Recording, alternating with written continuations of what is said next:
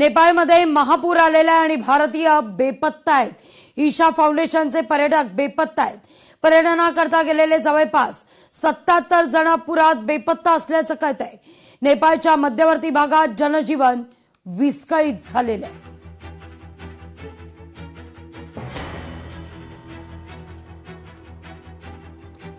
तर जयगावच्या पाचोरातील नागरिक नेपाळमध्ये सुखरूप आहेत।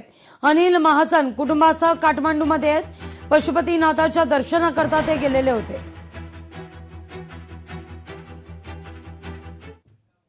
मी आता सध्या नेपाळ देशामध्ये आहे आणि नेपाळमध्ये काठमांडू शहरामध्ये मी सध्या आता इथे आहे।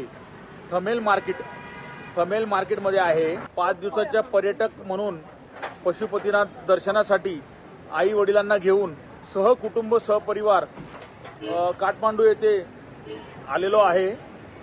आणि मी जसं लँड झालो हॉटेलमध्ये चेकिंग केली आणि मला भारतातून अनेक मित्रपरिवारांचे फोन यायला लागले की या ठिकाणी नेपाळ देशातला चायना बॉर्डरवरचा जो काही भाग आहे या भागाच्या ठिकाणी खूप मोठी बहाड आलेली आहे। काठमांडूला सेफ आहे, इथे कुठलाही महापूर नाही।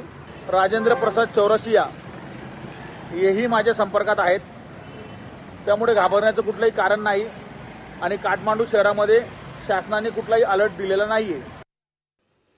नेपाळमध्ये सातारातील 10 महिला सुरक्षित आहेत। सातारा जिल्हा प्रशासनाची माहिती आहे। नागरिकांना घाबरून न जाण्याचं आवाहन सुद्धा करण्यात येत आहे।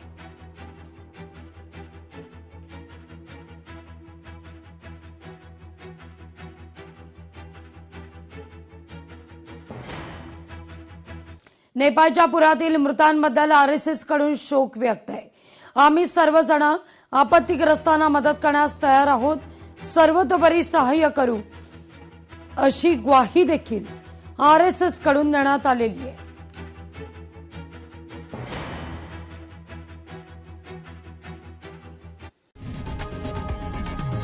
लोकशाही मराठी ऐका, पहा, जागरूक रहा।